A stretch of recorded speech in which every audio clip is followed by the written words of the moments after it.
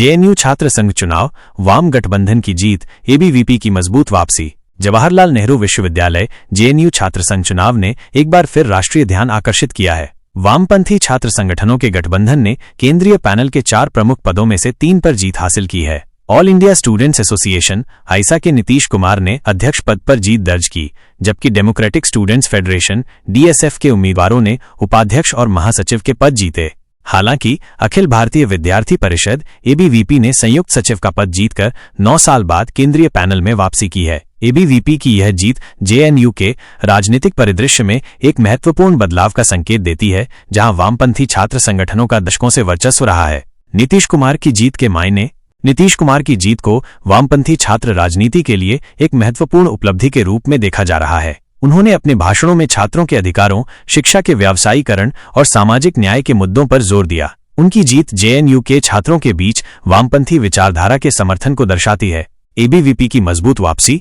ABVP की संयुक्त सचिव पद पर जीत को उनकी विचारधारा के लिए एक महत्वपूर्ण उपलब्धि के रूप में देखा जा रहा है। यह जीत जेएनयू के छात्रों के बीच एबीवीपी की बढ़ती लोकप्रियता का संकेत देती है। एबीवीपी ने अपने प्रचार में राष्ट्रवाद, सांस्कृतिक मूल्यों और शिक्षा के भगवाकरण के मुद्दों पर जोर दिया। चुनाव के प्रमुख मुद्दे। पुरुष अपनी भूमिका निभा रहे, रट हुए। जेएनयू छात्र संघ चुनाव कई महत्वपूर्ण मुद्दों पर केंद्रित थे, जिनमें शामिल हैं शिक्षा का व्यावसायीकरण, छात्रों के अधिकार, सामाजिक न्याय, राष्ट्रवाद, सांस्कृतिक मूल्य। चुनाव के परिणाम। जेएनयू छात्र संघ चुनाव के परिणाम इस प्रकार हैं। अध्यक्ष नीतीश कुमार आईसा, उपाध्यक्ष मनीषा डीएसएफ, महासचिव मुंतेहा फातिमा डीएसएफ, संयुक्त सचिव वैभव मीना एबीवीपी।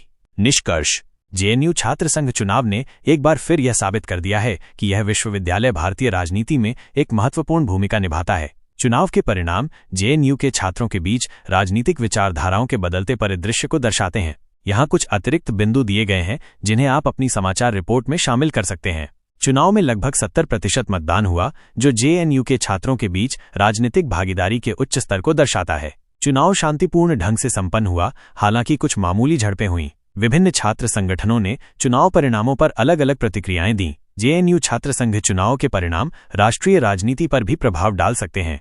एक साधारण पृष्ठभूमि से असाधारण नेतृत्व तक नीतीश कुमार की जीवन यात्रा। बिहार के अररिया जिले के एक छोटे से गांव शेखपुरा से निकलकर जवाहरलाल नेहरू विश्वविद्यालय जेएनयू के छात्र संघ अध्यक्ष के पद तक का नीतीश कुमार का सफर प्रेरणादायक है। एक साधारण ओबीसी किसान परिवार में जन्मे नीतीश ने अपनी प्रारंभिक शिक्षा सरस्वती शिशु विद्या मंदिर, फारबिसगंज से प्राप्त की। उनकी प्रारंभिक शिक्षा ने उन्हें मूल्यों और सामाजिक चेतना की मजबूत नींव प्रदान की। शैक्षणिक उत्कृष्टता की खोज। अपनी स्कूली शिक्षा पूरी करने के बाद नीतीश ने बनारस हिंदू विश्वविद्यालय बीएचयू में दाखिला लिया, जहां उन्होंने राजनीति विज्ञान में स्नातक की डिग्री हासिल की। बीएचयू में उनके वर्षों ने उन्हें राजनीतिक और सामाजिक मुद्दों की गहरी समझ प्रदान की, जिसने उनके भविष्य के नेतृत्व के लिए मंच तैयार किया। उनकी अकादमिक उत्कृष्टता की खोज उन्हें जवाहरलाल नेहरू विश्वविद्यालय जेएनयू तक ले गई, जो अपनी बौद्धिक और राजनीतिक सक्रियता के लिए जाना जाता है। उन्होंने जेएनयू से राजनीति विज्ञान में स्नातकोत्तर की डिग्री प्राप्त की और वर्तमान में वहीं से पीएचडी कर रहे हैं। राजनीतिक सक्रियता की शुरुआत। जेएनयू में Nitish Kumar all India students association I saw में शामिल हो गए, जो एक वामपंथी छात्र संगठन है। उन्होंने विश्वविद्यालय में छात्रों के अधिकारों और सामाजिक न्याय के मुद्दों पर सक्रिय रूप से काम किया। 2021 में उन्होंने रीओपन जेएनयू आंदोलन में महत्वपूर्ण भूमिका निभाई, जिसने विश्वविद्यालय को कोविड-19 महामारी के दौरान फिर से खोलने की मांग की। उन्होंने हाशिए के समुदायों के मुद्दों को उठाने में भी महत्वपूर्ण भूमिका निभाई है, जिससे उन्हें छात्रों के बीच व्यापक समर्थन मिला। जेएनयू छात्र संघ चुनाव में ऐतिहासिक जीत।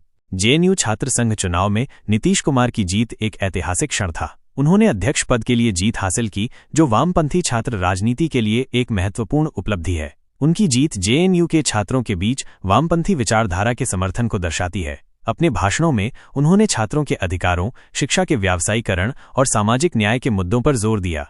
नेतृत्व के प्रमुख मुद्दे।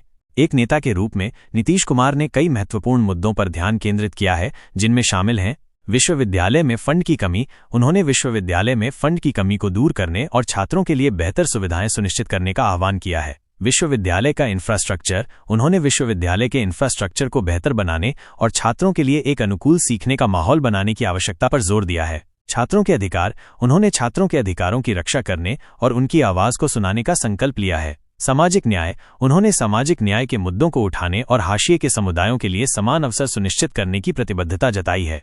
नीतीश कुमार का जीवन एक प्रेरणादायक कहानी है जो दिखाती है कि समर्पण और दृढ़ संकल्प के साथ कोई भी अपनी पृष्ठभूमि से ऊपर उठकर नेतृत्व की भूमिका निभा सकता है। उनकी जीत जेएनयू के छात्रों के लिए एक नई उम्मीद लेकर आई है और ये देखना दिलचस्प होगा कि वो अपने कार्यकाल में विश्वविद्यालय के लिए क्या बदलाव लाते हैं।